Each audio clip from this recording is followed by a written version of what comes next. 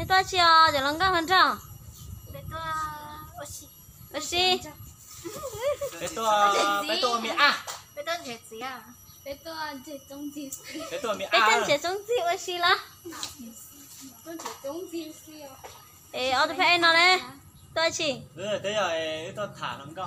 Tôi thả lòng cao. Thế rồi nó là tôi hay mò nó cũ. Bây giờ. Hãy đó đi ha.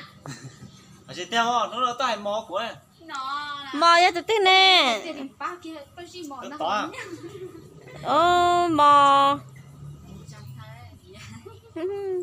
Mò có cái với tụi ai nè? Có cái gì với tụi ai à? Như cái gì mong từ Paris thôi lại. Của gì chứ cho mùa. Tụi ai đặt cá bây giờ nó hun chèn lọ. Lần chèn nó. Nó hu lên chèn. Chèn cái tô ấy chưa? Tôi thả không cơ. Tôi thả từ từ. À, thế cái tuần cá sao? Ủa, này thì nó mất của này chỉ cả khét đấy.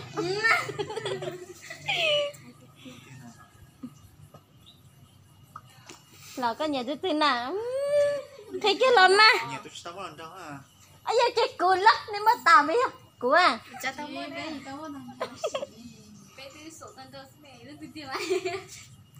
Mò, có mua tụi tờ đợt với tụi ai đó ê đây ha.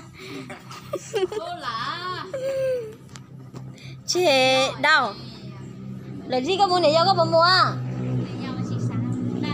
Mua điện giá hả ngô? Nó là gì cái gì cũng thay bé cho YouTube nè này.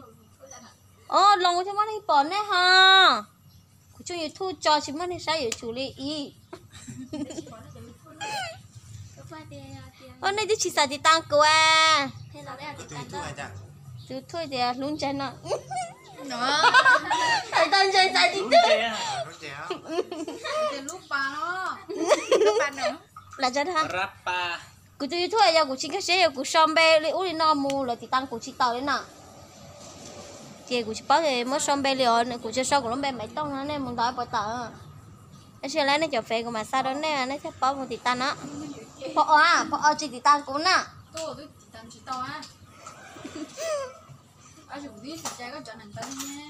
Dạ, bỏ mà ông quá thực chạy đâu của à. Bên nô của tôi.